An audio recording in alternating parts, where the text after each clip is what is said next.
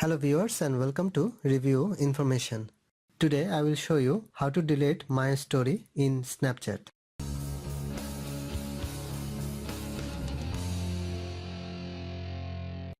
Go to the Snapchat from your apps list. Tap on the profile icon from the top left corner. Tap on My Story. After opening, tap and hold My Story. And you can see a pop-up menu will open. From the menu, tap on the first option, Delete. A confirmation message will pop up. Tap on Delete. That's it. You have successfully deleted My Story. So that is how you can delete My Story in Snapchat. Thanks for watching. Hope you guys enjoyed my video.